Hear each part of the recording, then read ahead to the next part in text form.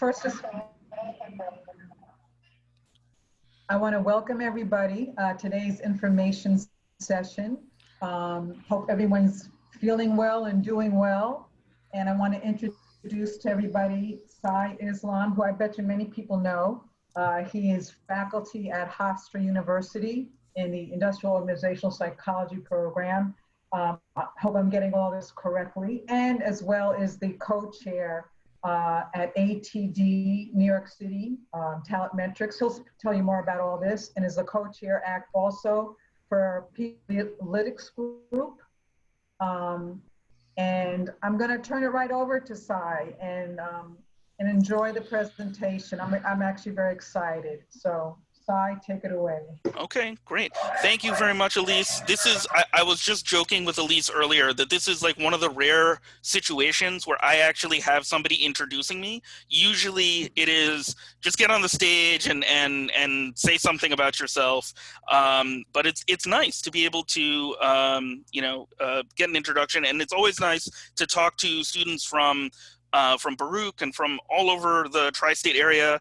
If you can do me a favor, we're going to get to know everybody a little bit more together. So if you can finish up and complete that little Google form, we'll see who everybody is and what the entire group happens to look like. So I wanted to just, give a quick intro of who I am and why you may want to attend and check out a virtual session with me. So first thing, my first title is that I'm the Vice President of Consulting for a boutique consulting firm, Talent Metrics.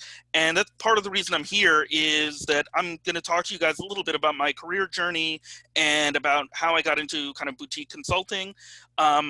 That's one of the hats I wear. The second hat that I wear is that I'm an associate professor of industrial organizational psychology at Farmingdale State College and occasional master's level professor at Hofstra University. And then I'm also the co-chair of what's called the People Analytics Special Interest Group for the Association for Talent Development in New York City. If you are based in New York City or pretty much anywhere in the United States, you can find an ATD chapter near you. And what we try to do at ATD, ATD stands for the Association for Talent Development. They're a, from my perspective, pretty cool organization of primarily trainers, learning and development folks, and some talent analytics folks. And then I mentioned Dr. Mike Chetta, my managing partner. He insists that I include this last thing here, that I'm the recipient of the Society for Industrial Organizational Psychology Scholar Practitioner Presidential Recognition, another award that just rolls right off the tongue. That I think just means that the president of PSYOP recognized me one time in a hallway somewhere, but it was very nice, and there's a nice story associated with that. One of my interns nominated me. I would never have nominated myself for this, but she did, and I was very happy to get that. So if you want to introduce yourself or provide us with some information, you can do that at the link below, tinyurl.com/Baruch IOTM. I'll be moving to that in just a moment. So that's a little bit about me. We're going to go into more detail about how I ended up here, other than Elise and Maria invited me to give this presentation, but how I ended up in IO psychology. But I also wanted to give you guys a quick rundown of an agenda. So we're going to do some quick intros, just learn a little bit about what institutions are represented, see where everybody is from. I'm going to talk a little bit about my career journey. And one of the things that I've found that students like to hear about and that I've had a lot of experience talking about is kind of the journey from hearing about IO psychology to being sort of an independent consultant. And, sort of like how superhero movies, the origin story movies are usually the best ones. So why move away from that, right? Then I'm going to talk a little bit about community involvement, some of the stuff that we do with ATD and how that might benefit you guys as a networking opportunity. We'll talk a little bit about example projects, and also because I think a lot of you are looking for internships, I'll actually talk about our intern selection process because I helped design that, and then we'll talk a little bit about some of the characteristics, some of the things that I think we look for talent metrics among our interns, and then what might be really useful for you guys to think about when you're looking at other consulting firms, other organizations that might have opportunities for you. So hopefully you can learn from my story and then get started on your own. All right. So hopefully everybody's had a little bit of time to, answer some of these questions. I'm going to switch to another screen, and we'll see if technology works with me on this or not. Wow, 46 whole responses. Look at this. All of these names, wonderful. Really cool to see everybody. Let's see what we got. So we've got some people from, wow, Farmingdale State College, Hunter College, Salisbury, Tulane, Vanderbilt. Wow. My wife's cousins went to Vandy. They love it. St. Joseph's, University of Colorado. Wow, really? Wow. Elise, did you know that you were going to get this wider range of people? All right, here we go. Who do we have? Masters and PhD. We've got a lot of Baruch, a lot of Columbia, a lot of Hofstra folks, Montclair State University, St. Mary's, Thoreau College. Very exciting. Okay. Wow, good representation.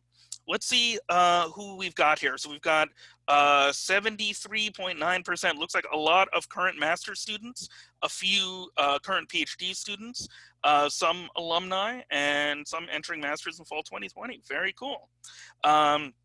Let's see. So what topics are most interest to you? Let's see. So occupational health or stress seems to be pretty popular. Training and development. Okay.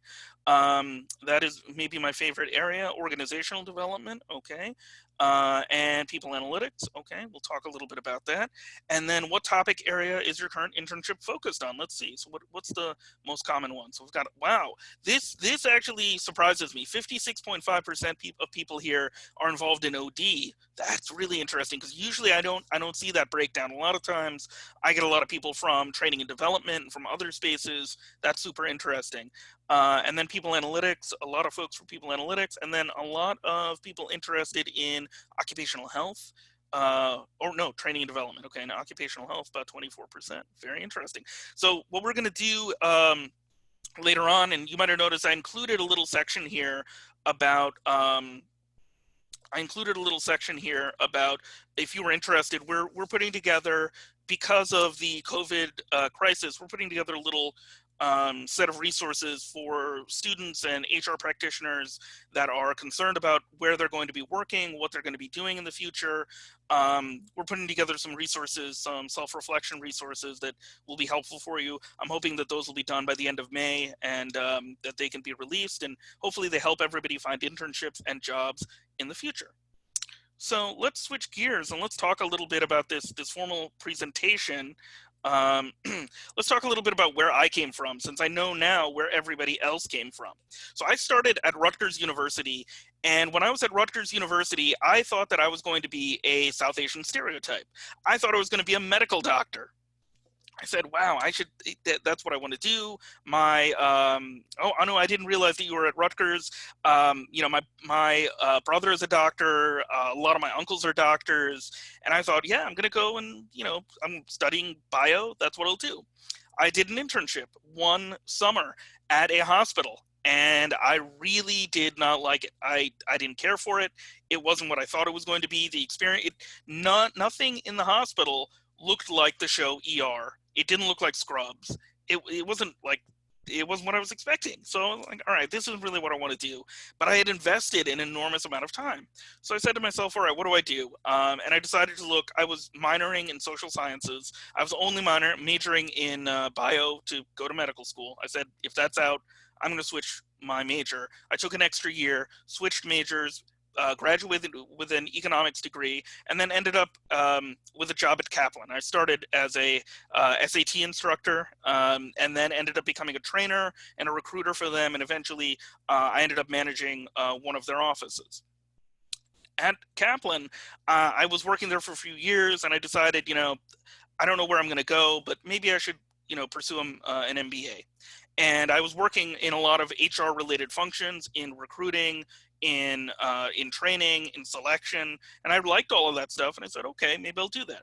And this is where I got accepted to Fairleigh Dickinson University's MBA program in human resource management. And I took my first class, which was organizational development, taught by an IO psychologist. And I was like, this is really cool. I like this. And my, the professor at the time, a guy named Dr. Dean Robb, he kind of told me, he was like, oh, you should do a master's in IO. We have a dual degree program. And I was like, that sounds like a great idea. And for those of you that are at the end of your first year of your master's program, you can tell that I was right at the beginning of my master's program, because I thought 2 masters, that seems really easy. That seems like a really good idea. Nobody was there to tell me, maybe you don't need to do both, right? But I was like, okay, that seems cool. And then I started taking MBA courses and master's courses together, and I love the IO courses. I really enjoyed them. The MBA courses were pretty good, but the IO courses, there was something about them, probably the focus on data, probably the focus on rigorous research, that I really enjoyed. And I thought to myself, wow, that's cool. And as I was working on this, I decided that, I really, if I like this enough, I should really take this all the way.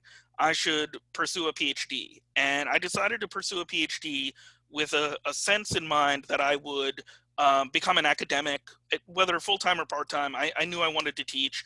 I like presenting, and I really enjoyed it. So I ended up at Hofstra University. And I chose Hofstra for a couple of reasons. Probably the number one reason is when I spoke to the students there, they were like the happiest students that I met. And these were the PhD students. They seemed really excited and they were happy to have me. That was one reason.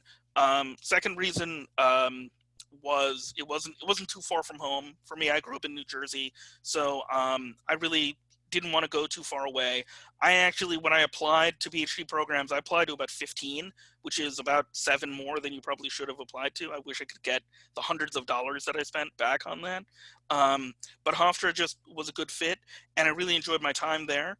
From there, I ended up getting a job at Farmingdale State College as an assistant professor, now an associate professor of industrial organizational psychology. And now, during my time at Farmingdale, Dr. Mike Chetta and I decided to found Talent Metrics, which is our little boutique consulting firm based in IO psychology. All right, so very, very fun. So this is a career journey. You'll notice I talked a little bit about this, and you'll notice that there's this little diagram up top. And that's because when you're looking at all of the things that are in front of you, you end up making choices, and each choice funnels you into a different path. And if I had, in theory, if I had continued down the path of medical school, my mom probably would have been happier, but I don't know if I would be, right? I'm pretty happy with where I'm at, and this is a really, really fun and exciting career. So what are we talking about when we talk about these, when we're talking about all of these different, when we're talking about all these different experiences that we have, right? And the idea here is that all the things that you do, they end up staying with you in some way, shape, or form. So I learned about how to be a trainer during my time at Kaplan Test Prep. I learned how to be a consultant at Fairleigh Dickinson University. Just to go through those first 2 examples of experiences, when I was asked to be a trainer, I was just a good instructor, right? The people at Kaplan said, wow, you're really good at this. Do you think you can teach other people? And I said, sure, why not? And I found that was really enjoyable. My consulting experience, my first consulting experience at Fairleigh Dickinson University was actually through one of my faculty members, one of the faculty at FDU, Dr. Paul Strauss. He had his own consulting practice, and he told me one day, he's like, oh, I know you mentioned to me that you're interested in learning how to consult. Would you like to work on this consulting project? And he took me to Houston, Texas, for a consulting project with a call center. And it was great. It was a really cool time. I got paid a little bit of money, and I got my first taste of consulting. I really learned how to put some of this stuff into practice. So it was really, really cool. It was very exciting. And then I also, this is really a long time ago. Back then, the big reward that I got from my consulting project was in Houston, Texas, they had Sonic. But at the time, I was living in New Jersey, and in the mid 2000s, let's say about 2007, Sonic had not reached New Jersey yet because, I don't know, we just didn't have it. And our client organization was like, hey, do you guys want to go out and celebrate? What do you want to do? And I was like, I'm going to Sonic. That sounds like a great idea. And the clients just looked at me like I was out of my mind. I was like, we just don't have it in New Jersey. So please take me to Sonic. And that was my first Sonic. So, and I still go. So very exciting. One of the things that ends up staying with you. At Hofstra University, I learned a lot about data analysis, and I had a couple of great professors there, Dr. Jinyan Fan and Dr. Bernie Gorman, who taught me all about data analysis and about failed code, and how often you get frustrated in the process of running analyses that you thought would be really easy. But those data analysis skills, those I took with me, and then I put all of those things together now at Farmingdale State College. I've been focusing on my own teaching, and all of those things, the consulting, the training, the data analysis, the teaching piece, all of those things are now used at Talent Metrics in my in my consulting practice. So one thing I want to mention to everybody is all of the things that you're doing, whatever those experiences happen to be, make sure you hold on to those experiences, because those experiences are going to be the ones that you carry with you.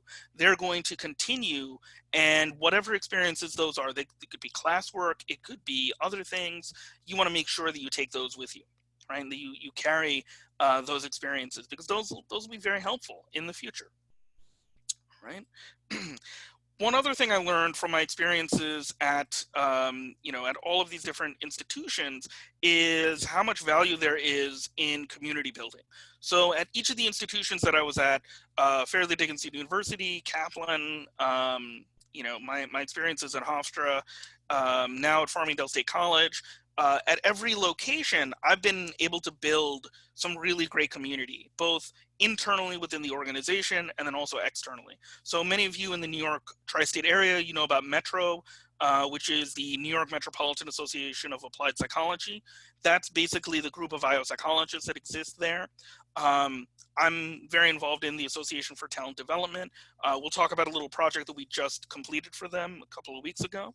An applied project that some of you might find interesting, but I've gotten a lot of benefit from partaking in community activities, and many of you are students now, and you're part of your student groups, and I want to commend everybody, because participating in today's session, listening to me talk and kind of getting some of your questions answered, that's part of that community building process. So every place that I've gone, I've also had the joy of kind of meeting new people and connecting with them, and you'll find out in a little bit why that's so important to boutique consulting work.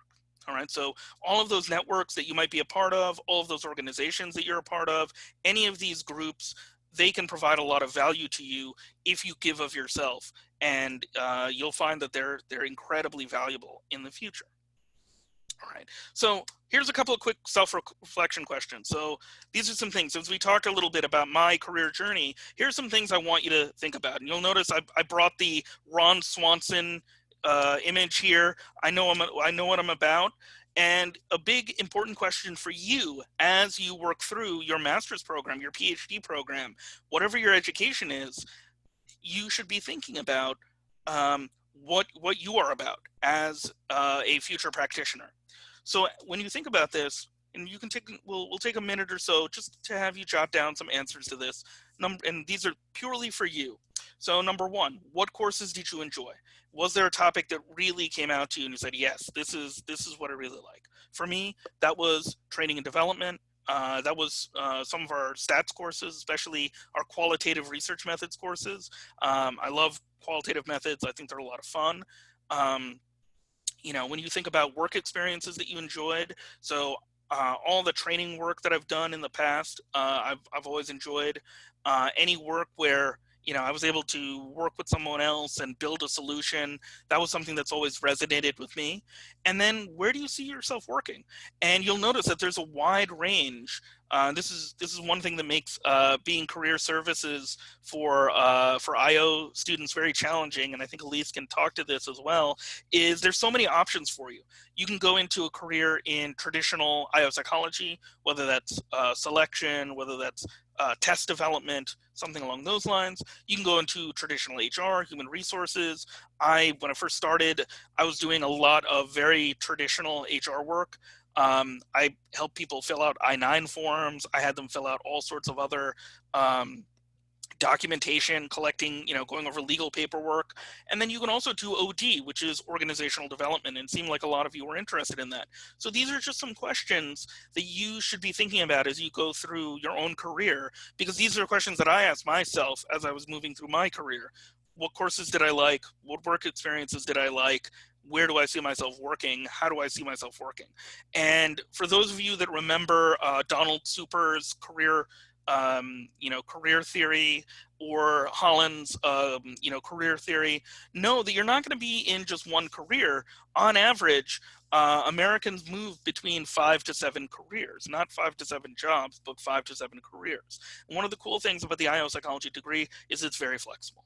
So just some self-reflection questions for you to think about. There we go. As part of that self-reflection, and one of the ways for those of you that are thinking about going into and maybe starting your own consulting firm, going into boutique consulting, one of the first things that I did with Mike was we did a little SWOT analysis. And I don't know if everybody has done one of these, but you can do them at the organizational level, but you can do them for yourself as well. And SWOT stands for strengths, weaknesses, opportunities, and threats. What are your strengths? What are you good at? What are the things that you are really, really very good at, and that make you, make you who you are? Be honest with yourself. What are your weaknesses? What are you not as good at? And what are you not able to manage as well, right? What are some things that you could do to, what are things that maybe you could improve on, or that you may need help with, that you might need somebody else there to say like, hey, I need you to stay on top of these, okay? Opportunities. What are the opportunities that you have? Are they within your institution? Are they someplace else? How do we identify those opportunities? And then on a personal level, so you'll notice the threats that are listed here: emerging competitors, changing regulatory environment, stuff like that. On a personal level, what are the threats that are out there? What are the limitations that you have? Do you have childcare responsibilities? Do you have certain, do you have to earn a certain amount of money? Do you have other responsibilities, other limitations that could stop you from starting a independent consulting business? These are all things that you should think about if you're considering going down this path of starting your own business, or even when you have your full-time job, doing some side hustle consulting. Okay, very, very important consideration. So we actually, Mike and I actually went through this process of thinking about like, what can we offer? What are we good at? What can we do?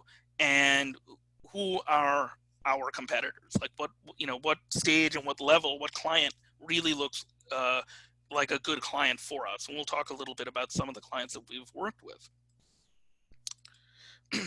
So when we were doing that, we did what you might call market positioning. I'm not sure how many of you have thought about this. This is a super business school example, but you'll notice we've got 2 different examples. One that's related to cars. So you can be a luxury car, you can be an economy car, right? So a luxury car is a Porsche 911. Economy car is a Volvo that's also meant for families. You can be a luxury car that's meant for families. That's the BMW Tourer. And then the 2-seater economy car, the Mini Cooper, right? It might be weird to think about that, but if you're thinking about going into starting your own consulting firm, or even working for a smaller boutique consulting firm, these are some of the things that they consider, that they think about. Where do we position ourselves? On the right-hand side, you'll see here that we have another version of this with some consulting firms. So many consulting firms, especially the big ones, we're talking McKinsey, we're talking, Connexa, Deloitte, PwC, they have way more consulting than just what you learn in your IO psychology classes. The human resources part of it, the IO part of it, is a small part of a much larger consulting business. So when they look at themselves and they position themselves, they might say, well, okay, we want to do just strictly technology consulting. And you'll see here, this is IBM, right? They're do a lot of technology consulting. They're on the large side. McKinsey, they do a lot of business consulting. They're also on the large side. smaller technology firms. There's a lot of them out there, a lot of small IT firms that only offer that.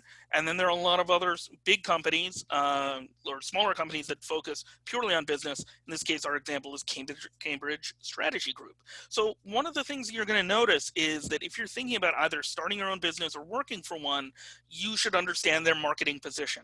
And one tip that I want to give everybody, when you apply for an internship and you get an interview with a company, you want to make sure that you understand what their market position is. What do they sell? How do they sell? And what is the focus of their organization? And so when Mike and I were thinking about starting our own consulting firm, we looked at ourselves and said, okay, what do we offer? What can we do? What is our passion? Where do we fit on one of these grids? And is there a space for us now in this space, in this world? Right. And please feel free, if there are questions, you can type them into the chat box and Elise will get to them near the end. So we did the self-reflection. We decided that these are some of the things that we are very confident that we know we can offer some support in. So we have this employee organization life cycle. And this is basically, we decided that we're very much a bread and butter IO psychology boutique consulting firm. So we do some work in selection, in recruitment, designing recruitment plans. We do some work in test validation. We design selection systems for ourselves and for other organizations. We do some work in competency modeling and classification of jobs. My number one love, you'll notice here, is training and development. We do a lot of work in needs assessment. We've developed some new hire orientations, developed some technical skills for organizations, done some leadership development and executive coaching. And we do a lot of work in training evaluation, and just in general, program evaluation is one of our biggest areas of work. We've designed performance appraisals. That's our third big column here that you'll notice.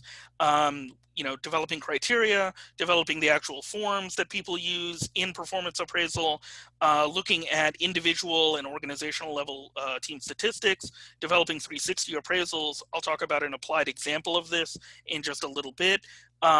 And we've done some compensation work and some motivation and incentive planning. At the highest level, we do a little bit of organizational development. We've advised some nonprofit clients on structural issues. We've talked about team effectiveness. We've helped some organizations with change management and employee engagement. We have our own engagement measure. Out of these four areas, I think we do the least OD work. Alrighty, very good. So this is just to give you an overview. You'll notice I put a link in here. So if you want to go to see the page where this image is hosted, you can learn a little bit more about stuff that we're going to talk about. All right. So there are two models that I like to use in our consulting, and it'll come up. And for those of you from my Hofstra class, we literally just talked about this Tuesday. Sorry, it's a recap. But I feel like you can use both of these models pretty much in almost any of those areas that we just talked about. Just to give everybody a heads up, this is the point in the in today's session where I start sounding like Phil Jackson talking about the triangle offense. So I'm going to, and hopefully everybody's been watching The Last Dance on ESPN, and that reference still works. So this is me talking about like my version of the triangle offense. So there are two big models that we use in training and development. One of them is called ADDIE, the other is called SAM, and I like both of them. I think they both have different values, different approaches that I think are really important. So the ADDIE model, you analyze, you do a needs assessment, you figure out what you're going to do, you design a solution, you develop it over time, you implement it within the organization, and you evaluate what you're going to do. This is one approach that you can use, and I know it's built for training and development, but even for selection, you could use something similar. Right? You do a job analysis, you design your selection system, you develop it over time, you implement it, you evaluate how good it is with test validation. Always works. One thing that Mike and I have said consistently to many of our clients is that our processes, and for almost all of our clients, they come back and work with us multiple times because the processes that we develop are what we call iterative. That is ITERATIVE, iterative. And the SAM model, the successive approximation model, basically says that solutions that we develop, they're never going to be perfect, but if they're good, implement them and then improve them over time. This is the same sort of thinking that goes into app development, where somebody releases an app, there's version 1.0, and then there's 2.0, 3.0, etc. That's why on your phone, you're still downloading updates for Google Maps.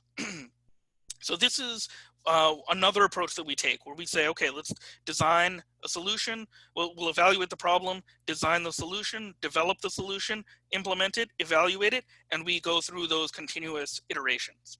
Right. See, there's another fun and exciting question here. Is it possible to do IO consulting work without traveling more than 10% of the time? Okay, we'll talk a little bit about that at the end. Very, very interesting.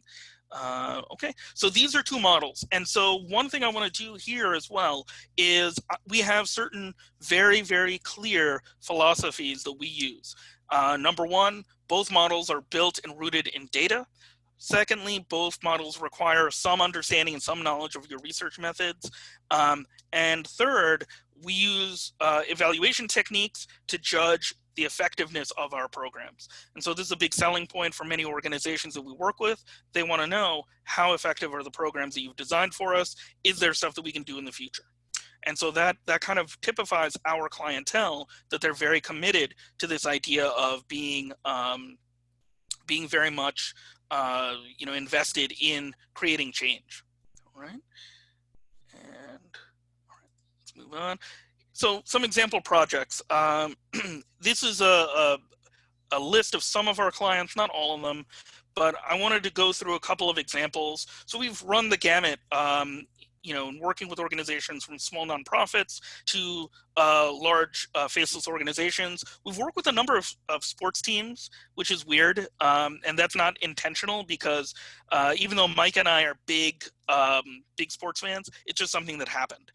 Through our networking capabilities, we've been able to work with a number of different organizations in sports, and with some very large and in some cases really small organizations. So the first example project I want to talk a little bit about is with an organization called Smile. And Smile is a nonprofit food bank and social services agency, and we did some very basic bread and butter IO psychology for them. They needed to hire an HR person and some social workers. We created an interview guide for them. We conducted kind of very straightforward job analysis, and we designed a pre-hire assessment process for some of their social workers. And the reason, aside from the fact that I love Smile as an organization, the other reason I wanted to mention them is the whole planet's going through a tough time. One thing that I would encourage you to do, if you have any extra money, if you want to help people out, one of the ways you can do that is by going to Feeding America, and you can find your local food bank and you can donate some money to them. If you don't want to donate money to them, you can also reach out to them to find out what they might need. And some of your IO psychology skills may come in useful in those situations. So we had developed some contacts with organization. With this organization, I knew some of the some of the heads of this organization, and I thought, well, we can do this. We can do that for you. We can, manage your survey process. We can do lots of things for you, and it can be really helpful for this organization. So there's actually a ton of value that you can provide to organizations you might not have thought of before. If you're interested in learning more about what IO psychologists can do in the nonprofit sector, I want to recommend that you check out an organization called the Global Organization for Humanitarian Work Psychology. And they have a website, I believe it's gohwp.org. So if you're interested in that kind of work, if you want to help out with organizations like this, there is an entire group of IO psychologists that are doing that. All right. The other type of work that I do is we've done some executive coaching work. Specifically me. I don't think anybody trusts Mike to do executive coaching, but I wanted to share what our executive coaching process looks like as well. So with a particular organization, particular client, we did a pre-coaching 360. We used the Hogan assessment. So we gave, these were a group of C-level employees in a healthcare organization. So we got 360 data, we got Hogan assessment data, personality data. I met with them individually. We developed a coaching plan. This was very, very short consulting, so about three to 4 month engagement, which is a little bit shorter than I like. Ideally, 6 months to a year would be what I consider to be a more comprehensive program. This organization had a lot of challenges, so we created a shorter coaching plan. We implemented this coaching engagement. Afterwards, about 6 months after the coaching engagement, we gave them post coaching 360, and then we evaluated the program and gave some developmental approaches in that final report. Notice the ADDIE model and our focus on data is useful here. So we gave them a 360 to give them feedback separate from their traditional performance management system. We wanted to give them some personality data and some advice around their personal habits, which is where the Hogan comes in. The Hogan does a really, really good job. Please do not use the MBTI.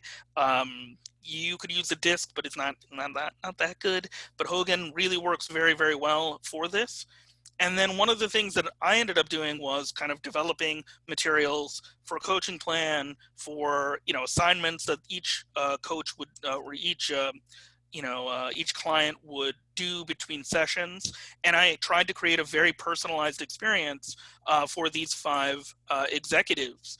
And that was a pretty successful project. The organization's been doing pretty well.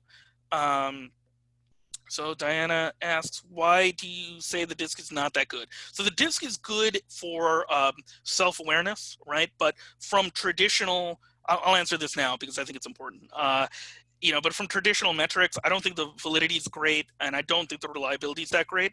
And then the measure itself, there are a lot of different versions of it, and there's some variety in how it gets implemented and how it can be used.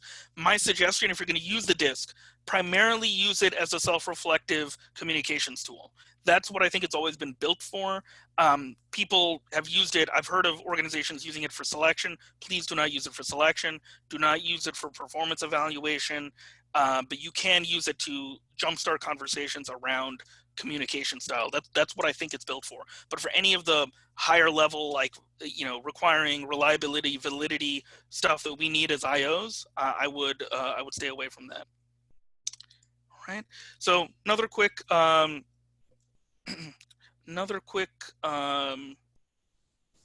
example, we work with an organization called Altenew based in Syracuse, New York.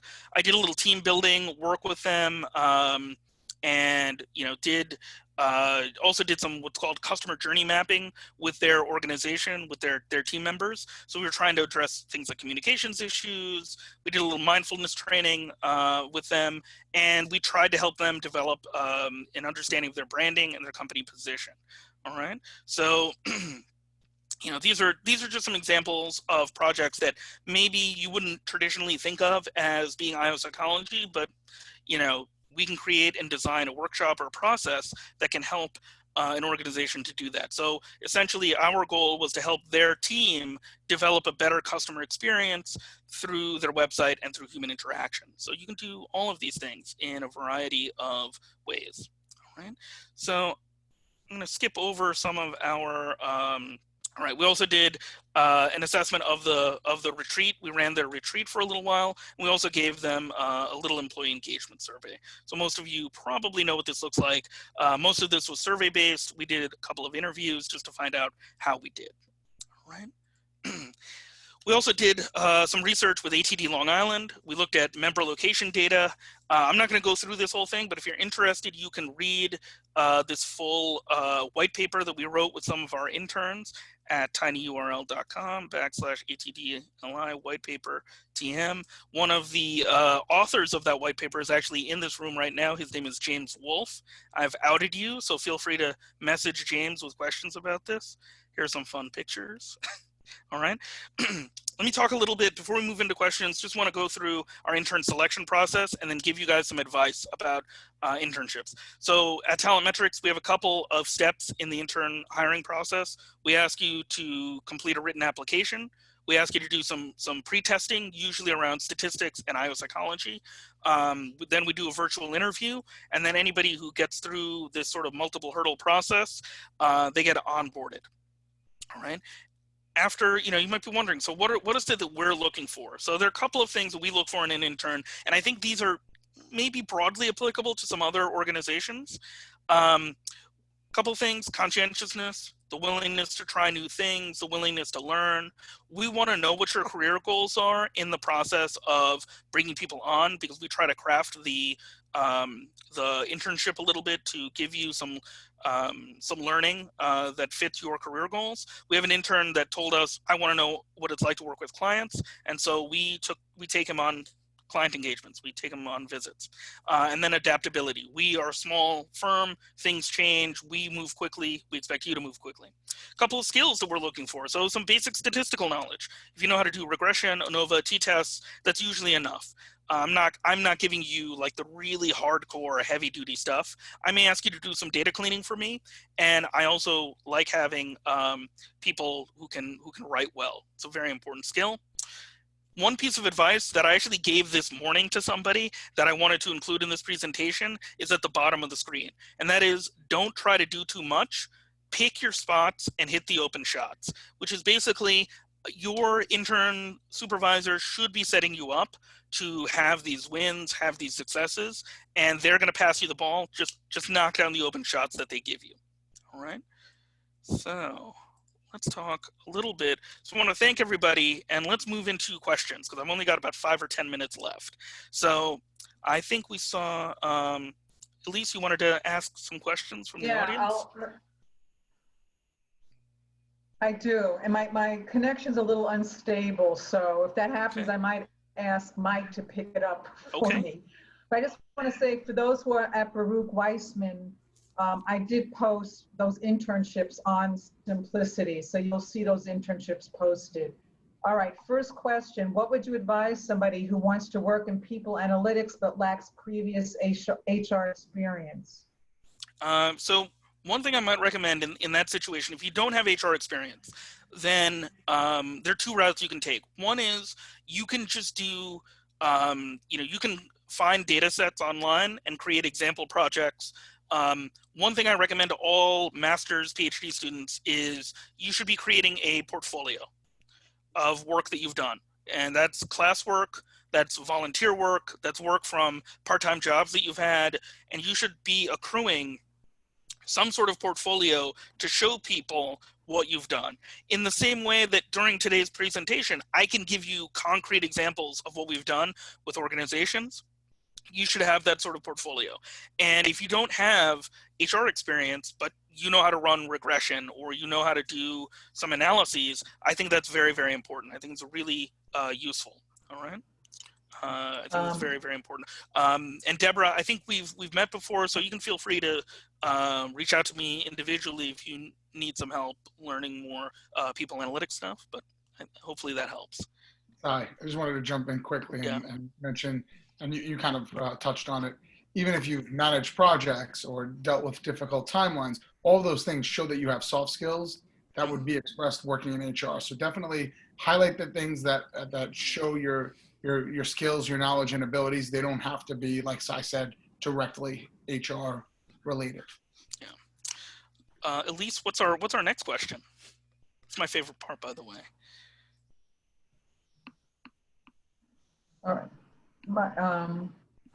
Can you hear me okay? Yep. Yes. All right. Next question: is it possible to do IO consulting work without traveling more than 10% of the time? Okay, so this is from Anthony, right? Yes. It looks like I found it. It is possible, but unlikely. I would say that you should plan on maybe 20% of the time travel if you're working externally, right? So if you're an external consultant, there's a very good chance that you're going to be traveling a lot. Though I will say that COVID might have actually changed things to the point where you can do a lot of stuff work from home. And now consulting firms might just say, hey, maybe we can save the money on travel costs. There's certain things that you have to physically be there for. So if you are going to do like, face-to-face, like, or observations, you need to be on site. But I think that's going to change over time. If you're not interested in doing that much travel or doing that much external work, I might suggest that you look for internal HR roles or talent development roles. That might be a better fit for you. Okay. Mike, did you want to add something to that? Because we're both sitting at home in our t-shirts. Yeah, I think Sai's right. That might change going forward. In lieu of the expense and the time, there might be more flexibility in that. So it might go down, but definitely there's times when you have to travel and it can't be avoided. So 10% might still feel like a small number unless you're lucky enough to get consulting with businesses that are literally, in Manhattan or New Jersey or wherever you are specifically. And that's very hard to keep it local. I mean, Sai and I do, California, Alabama, Florida, like wherever it winds up being. So. Mike, why will no one send us to India or China? We almost got to India. No, we almost did. Well, it's almost. All right. So I got another question from Ramiel. He says, "What are the different types of research techniques?" So we use, anything that you might have learned in your research methods course, quasi experiments, surveys. Any of those research techniques are available to us, and we've used them in our consulting engagements. So one thing that I try to stress in my training and development course is how important, your research methods material is, especially if you're planning on doing applied research. All right. Elise, do we have anybody else here? We did have a question from. We have many people. We have many people. Okay. All right. Let me just move down the line. All right. So we got Jasmine. You can go through it because. Mm-hmm. Okay. Jasmine says, in consulting engagements, is it common to get requests without a lot of turnaround time? Yes. How do you provide quality in a short amount of time? So I'll give you a phrase that has served both Mike and myself very well. Perfect is the enemy of good. So if you have a short period of time to get something done, sometimes you just have to jam it out and you say, okay, here's what we got. We're going to put it out there. If it needs to be changed, we'll change it. And so that's been, that's where that successive approximation model that I talked about, where the idea is that I don't know if I'm going to hit the target 100%, but if I hit it 85%, that's pretty good. And then I can work my way up to perfection. So this is a really important consideration. And if you plan on working in e-learning, you're going to have very short windows. We don't do that much e-learning, but especially for those of you that are interested in that, the turnaround times in that field can be very, very challenging. Let's say quickly to Jasmine, you can't, following what Sai said, don't promise the world if it can't be delivered very quickly. And also, Sai and I are known to say no and back away from things that if we don't think we can do at least an acceptable job that gives us something to build off of, we don't want to under-deliver for the client. We also want to ruin our reputations. We're not going to do that type of work. Yeah. And what happens in a lot of cases is you refer to somebody else. You say, hey, we hear you guys have the time or the bandwidth to do this. Get going. All right, so I know this name, Ashley. Is it possible to do IO consulting work where you have to travel internationally often? Yes, for sure. I would say that the expectations for international travel will have to drop, though. I think until we have a vaccine for COVID, I don't know how much international travel you're going to be doing. And a lot of times when you're doing that international travel, I have a feeling that you're going to be, you should expect a much larger consulting firm, PricewaterhouseCoopers, McKinsey, any of the big four, EY, any of those bigger organizations, they'll have the bandwidth and the money to send you to those places. I have a feeling that a lot of that might change, though, if we hit a recession or a depression very hard. Let's see. I'm going to jump down to a question. How can you make the transition from graduate school to consulting or coaching without having prior experience? So that's a great question. So one thing I would say is I would not, and I know we talked about starting our own consulting firm in this session. I would not, at your career stage, I would not recommend just going out and putting up a shingle and saying like, hey, this is IO Consulting, I'm offering this. Both Mike and myself, when we did our SWOT analysis, one of the things we realized is that we had built a community of contacts of people who were willing to pay us money to do something, right? And that's one of the more important questions to ask yourself if you're planning on going into this type of consulting is somebody willing to give me money to do this work and depend upon me both financially and within their own organization to do this? If you don't have that experience, there are a couple of things that you can do. One is within your graduate school experience, you might already have some experiences. So for example, if you were a peer mentor in grad school, that is a type of coaching experience. And when you go into a talent development job, you can provide that. If you, are consulting or working inside of your, let's say you work in an organization, a grocery store or something, and you pick up a project that is maybe tangentially related to human resources, that could be the start of your HR experience. So everything works, everything can count. You just have to make sure that you reflect on it and are able to do that. The other thing is, let your faculty members know that you are open to those types of opportunities. Okay. Very, very important. Christopher Dixon, how would an experienced researcher get into human factors? So human factors and probably occupational health are my two IO psychology weaknesses. They're my kryptonite. I would say if you're interested in human factors, find a faculty member that does human factors work, or get yourself involved in user experience research. That would be my suggestion. So Christopher, if you're still on, that would be my suggestion. Get involved in user experience research, or if you're interested in physical objects like chairs and things like that, find an organization that's doing that kind of work. A lot of times IOs can do work in that space, but it's not called IO psychology. It's called market research or design. So that's what we would call it. So Luba says, Dr. Islam, you discussed Addy and SAM models. What evaluation techniques do you use with your clients? What does your choice depend on? How do you encourage organizations to effectively sustain training effects and transfer them to the job? So when we evaluate, when we're in the design phase, if we are in the design phase, we build in the evaluation metrics in the beginning. So we know what the outcomes of the training are going to be, and then we know what we're going to measure at the back end. A lot of times that doesn't happen. Many times we're called in when the program's done and the organization's like, hey, we did this program. We don't know what to do. And in that situation, we tend to use Kirkpatrick.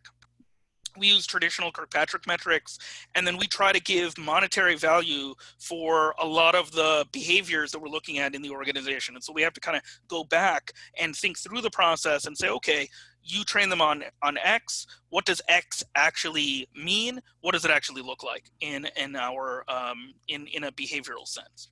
Luba, I hope that helps. In terms of encouraging organizations for effectively sustaining training, we work with organizations to develop reminders, situational cues, infographics, all sorts of things that can help people to remember what they're supposed to do on the job. Okay.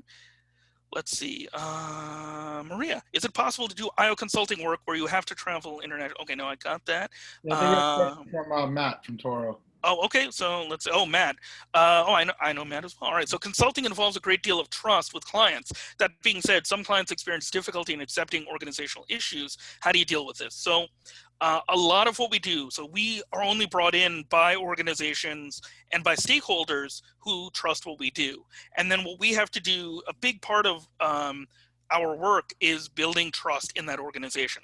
So when you think about IO psychology, many times students are caught up in the idea that, oh, I need to know all the stats. I must know all the hardest statistics in the world, otherwise nobody's going to hire me. Well, remember, we're psychology students. We're, in the case of, Mike and I, we're psychologists. So that behavioral understanding how to communicate with people, deal with people, that's a really important part of building that trust and gaining trust and delivering ultimately on our program. So the analysis is important, but those people skills that you're developing right now, also very important. All those group projects that everybody seems to hate, those are actually really useful because you get to learn how to deal with those types of situations. So very, very important. So really key. All right. Any other questions? Anything else? Let's see. Does your company do any qualitative research or mostly quant? So I would say we do a lot of, I think we do, Mike, can I be really bold and say that we do more qualitative work than most other consulting firms? Can we Yeah, I say think that? we're willing to do that. I mean, even our surveys have a lot of qual stuff. That's right. And in fact, in our academic publishing, yes, we publish in academic journals. A lot of our work is qualitative. So we published a paper about the scientist practitioner gap among master's level IO practitioners, and that was qualitative primarily. So I love qualitative data, and I'll give you guys a little advice about qualitative data. Quantitative data can help you identify where a problem might be. So if you think about a basketball player, football player, baseball player, you see those stats. Those numbers will tell you where the problem is, but they won't tell you how to create the solution.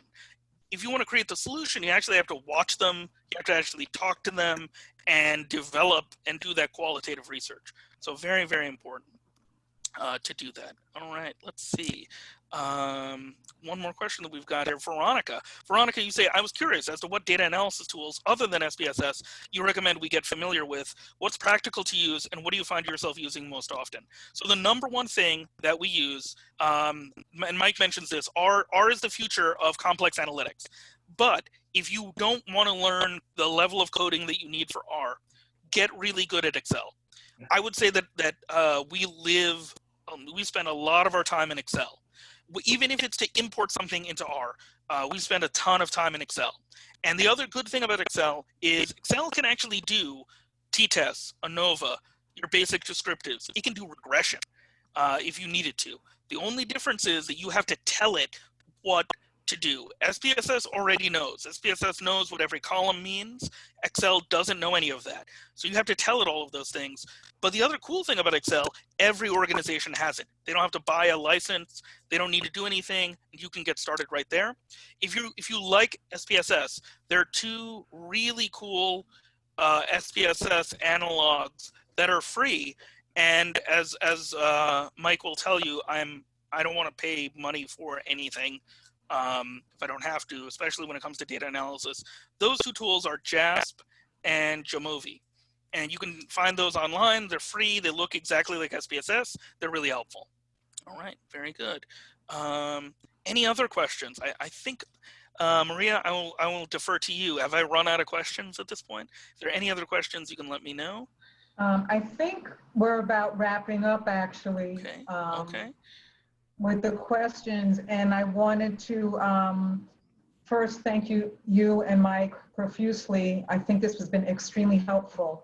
And I wanted to add that there are internships where people can learn consulting. And I would highly recommend, doing that and looking also at the internships that you have, given to everybody. So again, thank you so much for being here. There are a couple of more information sessions coming up. We added one today. I'll send those out to all the colleges so that you'll see them. And is there anything else that either one of you, Sai or Mike, want to add? I just had a lot of fun. I always like talking to students and talking about what we do. I don't know if everybody can tell, I'm very passionate about IO psychology, and I hope everybody feels passionate about IO psychology as well. And Mike, if you want to include your LinkedIn in there, you guys can connect with me as well on LinkedIn. We're happy to talk. We're happy to provide advice if needed. Hopefully everything works out, and this is part of that process of community building, because later on many of you are going to go on to have like amazing careers, and you're going to help somebody else out that's hopefully going to have an amazing career. So it's the circle of life. All right, and hopefully we've got some exciting stuff coming up. All right. Very good. Thank you, Elise. Thank you, Maria, our awesome co-hosts. And, I will let you guys, reach out to us, and hopefully everything goes great. Stay safe and wash your hands, everybody. Yeah. Thanks again. Take care, everybody. You're welcome.